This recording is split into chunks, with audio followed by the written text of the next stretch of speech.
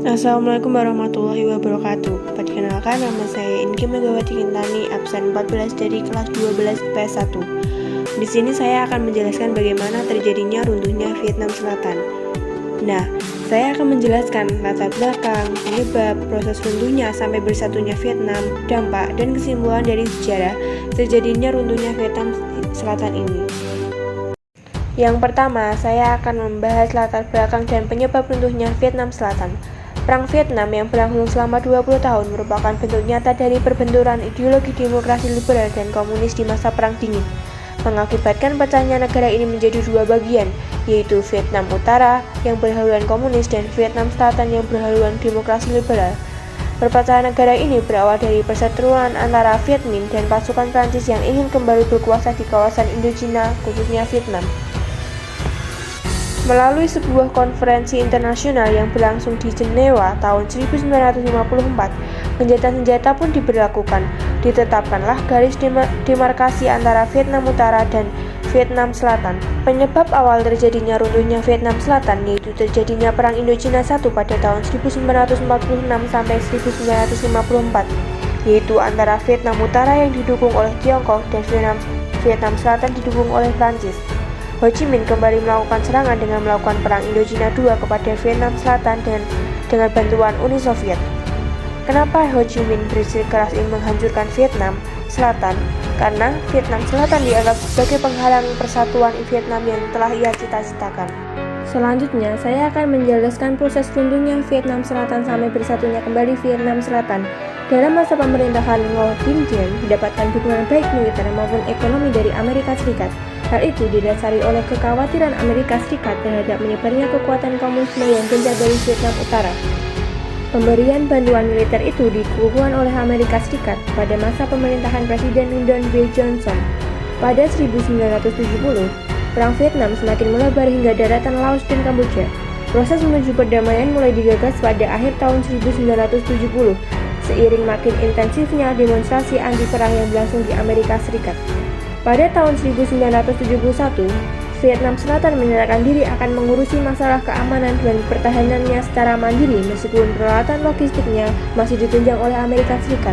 Akan tetapi, pada Maret 1972 terjadi insiden penting, yaitu Vietnam Utara menganeksasi zona demilitarisasi dan provinsi Quang Tri di Vietnam Selatan.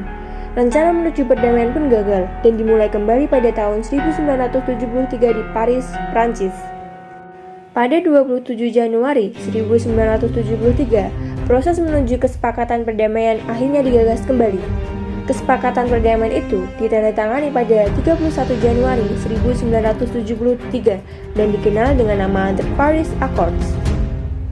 Pada 1974, Vietnam Utara dengan ibu kota Hanoi mulai melanggar kesepakatan damai yang dihasilkan dari Paris Accords. Kesepakatan ini adalah ditariknya kekuatan pasukan Amerika Serikat dari Vietnam secara besar-besaran. Tentara Viet Cong mulai menganeksasi beberapa daerah di Vietnam Selatan seperti Provinsi Phoc Long yang disebut Viet Cong pada Januari 1975. Pada 21 April 1975, Presiden Nguyen Van Thieu mengundurkan diri dan terbang ke Taiwan.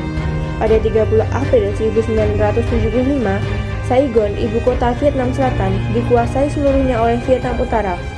Tank-tank Vietnam Utara memasuki kota tersebut sebagai tanda kemenangannya. Pada 2 Juli 1976, pemerintahan militer pun dibentuk. Vietnam diproklamasikan sebagai Republik Sosialis Vietnam dengan ibu kota di Hanoi. Nama kota Saigon diubah menjadi Ho Chi Minh. Runtuhnya Vietnam Selatan tentunya berdampak besar bagi rakyat Vietnam sendiri maupun dunia internasional. Dampak terbesar dari Perang Vietnam terlihat dari banyaknya jumlah korban yang jatuh.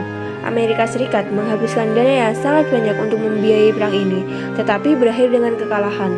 Dampak dari Perang Vietnam bagi kondisi politik dan perkembangan ideologi di kawasan Asia Tenggara adalah menangnya ideologi komunisme di berbagai negara di kawasan Indochina, seperti Kamboja dan Laos. Kekuatan Vietnam menjadi salah satu poros komunisme yang disegani oleh Amerika Serikat di kawasan Asia. Tidak hanya itu, kerugian besar Amerika Serikat baik secara personil maupun anggaran. Hal ini diperburuk dengan menguatnya sentimen anti-perang di AS berpotensi merugikan mereka dalam konteks perang dingin. Dan runtuhnya Vietnam Selatan menjadi sumber berlanjutnya konflik di Indochina, Perang Saudara Laos, Perang Saudara Kamboja, dan konflik Tiongkok-Soviet merupakan persengketaan yang terjadi di antara negara-negara komunis.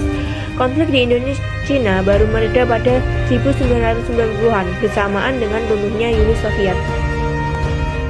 Kesimpulan peperangan yang terjadi di Vietnam ini sebenarnya merupakan peperangan kepentingan blok Barat dan blok Timur. Dari kedua wilayah Vietnam tersebut, keduanya berada di bawah bayang-bayang negara lain, hingga akhirnya Vietnam menjadi negara yang utuh dan bersatu pada 1976. Nah, kalau secara politik, ini menjadi penanda kemenangan blok Timur terhadap blok Barat di Asia Tenggara, dan Vietnam menjadi negara komunis. Sekian penjelasan dari saya. Wassalamualaikum warahmatullahi wabarakatuh.